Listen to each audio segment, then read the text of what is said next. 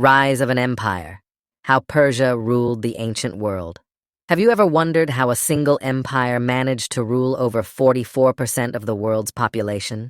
An empire so vast, it stretched from the Indus Valley to North Africa, yet so sophisticated that its conquered peoples often celebrated their new rulers.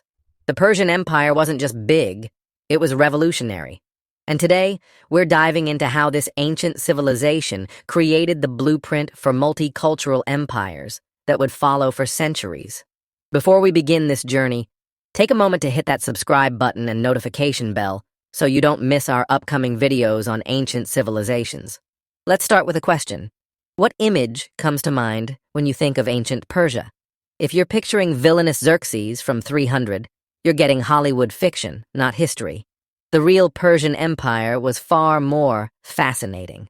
The story begins around 550 BCE with Cyrus the Great, a ruler whose name may not be as famous as Alexander or Caesar, but whose impact was arguably greater.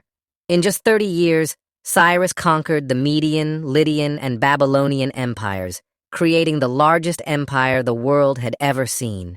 But here's what made Cyrus truly revolutionary. Unlike many conquerors, he didn't rule through fear.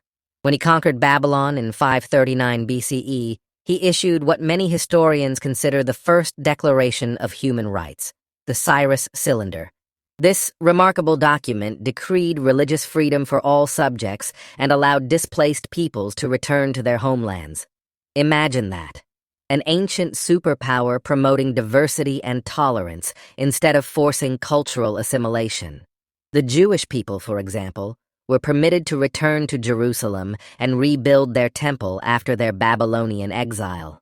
After Cyrus came Daryaee I, who transformed this collection of conquered territories into a smoothly functioning empire through brilliant administrative innovations. Darius divided the empire into 20 provinces, or satrapies, each governed by a satrap who answered directly to the king. He standardized laws, created a uniform tax system, and introduced a common currency, the gold daric, facilitating trade across this massive territory. But perhaps his greatest achievement was the Royal Road, a 1,500-mile highway stretching from Susa to Sardis, complete with inns and guard posts. This wasn't just any road. It featured the world's first postal system. Herodotus wrote that neither snow, nor rain, nor heat, nor darkness stops these couriers from completing their appointed rounds in the swiftest manner. Sound familiar? Yes, the U.S. Postal Service motto derives from this Persian innovation. Let's pause for a moment.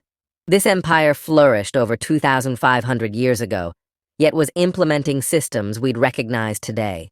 Their civil service included inspectors known as the eyes and ears of the king, who monitored provincial governors to prevent corruption, essentially ancient internal affairs officers. Now, no empire becomes great without formidable military power. The Persian military featured the legendary Immortals, 10,000 elite soldiers, so named because their numbers were always maintained at exactly 10,000. When one fell, he was immediately replaced, creating the illusion of an immortal fighting force. But what truly set the Persian military apart was its diversity. The army incorporated soldiers and fighting styles from across the empire, adapting the best tactics from each region they conquered. This multicultural military approach gave them unprecedented flexibility in warfare. Persian engineering was equally impressive. In their capital of Persepolis, they created some of the ancient world's most magnificent structures. The Apadana Palace could host feasts for 10,000 people. Imagine the logistical planning required for that dinner party. The empire's engineers also pioneered a technology called qanats, underground aqueducts that transported water across vast distances. Some of these ingenious systems are still functioning in Iran today, over 2,500 years later. What about Persian culture and daily life? Contrary to Greek portrayals of decadent soft Persians, their society valued truth above all else. Persian boys were taught to ride a horse, shoot a bow, and tell the truth. Lying was considered the gravest offense in Persian society. Persian religious tolerance allowed Zoroastrianism to flourish alongside numerous other faiths. Zoroastrianism introduced revolutionary concepts like a single creator god, free will, and a cosmic battle between good and evil, ideas that would later influence Judaism, Christianity, and Islam. Even Persian gardens were influential, designed as earthly paradises with precise geometric layouts and innovative irrigation systems.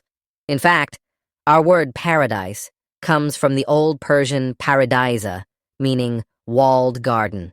But no empire lasts forever. After 2 centuries of dominance, Persia faced its greatest challenge in Alexander the Great. At the Battle of Gaugamela in 331 BCE, Alexander's smaller but more mobile army defeated the Persian forces, and the empire began its decline.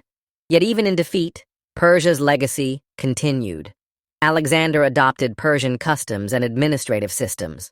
Later, the Romans would incorporate Persian innovations into their own empire-building toolkit. Today, elements of Persian civilization survive in modern Iran and throughout the Middle East. Their administrative systems, architectural innovations, and philosophical concepts continue to influence our world.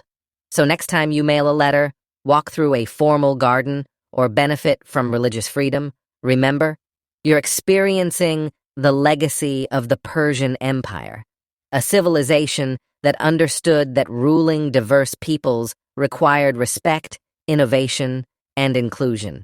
If you enjoyed this exploration of the Persian Empire, please hit that like button and share your thoughts in the comments below. Which ancient empire should we cover next? Let us know, and don't forget to subscribe for more journeys through history that connect our past to our present. Thanks for watching,